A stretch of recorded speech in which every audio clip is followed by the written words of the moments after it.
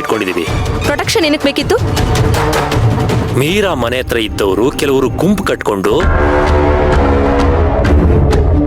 ಮೀರಾ ಮನೆ ಮುಂದೆ ಬಂದು ಗಲಾಟೆ ಮಾಡಕ್ ಶುರು ಮಾಡಿ ಬಾಯಿಗೆ ಬಂದಂಗ್ ಬೈದು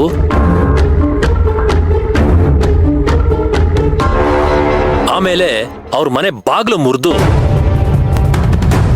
ರಕ್ತ ಬರೋ ಮಟ್ಟಿಗೆ ಹೊಡೆದಿದ್ದಾರೆ ಯುವರ್ ಆನರ್. ಒಂದು ಕಂಪ್ಲೇಂಟ್ ಕೊಟ್ಟಿದ್ರೆ ಪೊಲೀಸ್ನವರೇ ಬಂದು ಪ್ರೊಟೆಕ್ಷನ್ ಕೊಡ್ತಿದ್ರಲ್ವಾ? ಅದನ್ನ ಬಿಟ್ಟು ನೀವು ನಿಮ್ ಮನೆಗೆ ಕರ್ಕೊಂಡು ಬಂದಿದ್ದೀರಾ ಅಂತಂದ್ರೆ ಖಂಡಿತವಾಗ್ಲೂ ನಿಮ್ ಮನಸ್ಸಲ್ಲಿ ಏನೋ ಒಂದು ಉದ್ದೇಶ ಇದ್ದೇ ಇರುತ್ತೆ.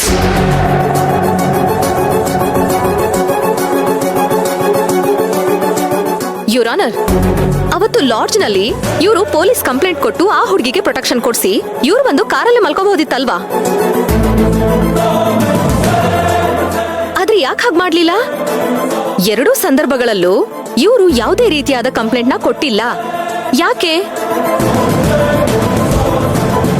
ಇವರು ಒಬ್ರು ಲಾಯರ್ ಆಗಿ ಕಾನೂನು ಮೂಲಕ ಕ್ರಮ ತಗೊಳ್ಳೋದನ್ನ ಬಿಟ್ಬಿಟ್ಟು ಈ ತರ ಮಾಡಿದ್ದಾರೆ ಅಂತಂದ್ರೆ ಇವ್ರಿಗೆ ಅಳುಕು.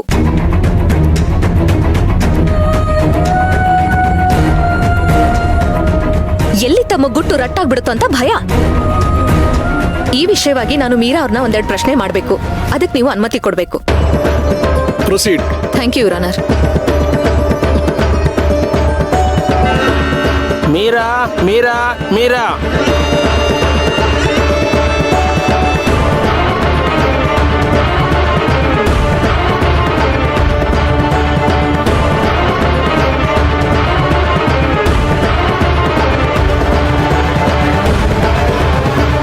ನಿಮ್ ಹೆಸರು?